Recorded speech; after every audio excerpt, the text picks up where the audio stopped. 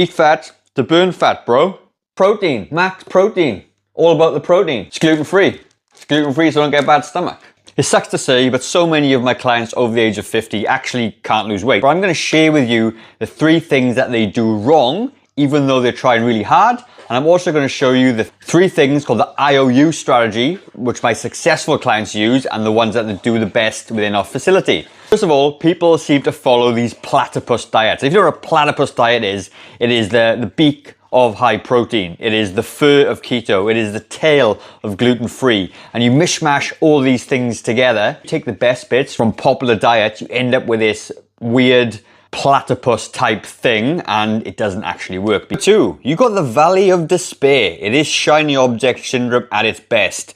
You usually start here. You're uninformed. This is the new best thing. I'm going to do amazing. However, you get number 1, then you get to the top of the hill and you look down into this big abyss and you go, shit, do I have to track my calories? Do I actually have to work out 4 times a week?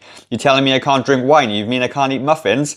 Oh my God. Then you become informed and you become pessimistic and you go, this is really, really hard. Maybe being chubby is a better idea than actually losing the weight. And you keep on this slippery slope here. You get to the bottom and you go, I'd rather be fat.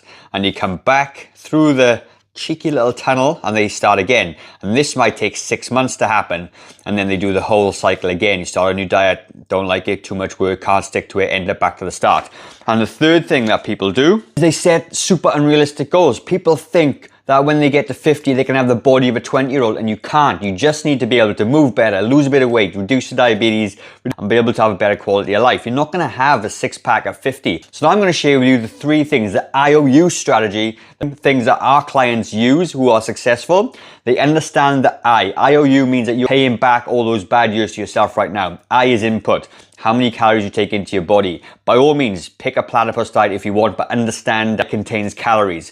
So by all means, pick whatever diet you want, but understand how many calories in that diet. Number 2 is output. You may go to the gym once or twice a week. You're only burning off a few hundred calories. You are definitely not burning enough calories to offset that really bad diet that you've got. And you need to be able to move more. A lot of our members are sedentary when they first come to us. They only do 2,000 steps, but by doing a bit extra, you know, a couple of 1,000 steps a day, picking up their cardio, doing some weight training, they're going to do way better at pulling out the output. Okay, it's a calories in, calories out game. And the third thing, they have unshakable consistency. And they do that because they have an accountability system that we have with our members, all right? So accountability could come in many forms. It could be a personal trainer, it could be your family, it could be your friend, it could be the fact that you've had a heart scare or something, whatever that is. But accountability is going to be absolutely key for you achieving your goals. And that is why many of our people come into our gym and actually fail with their weight loss.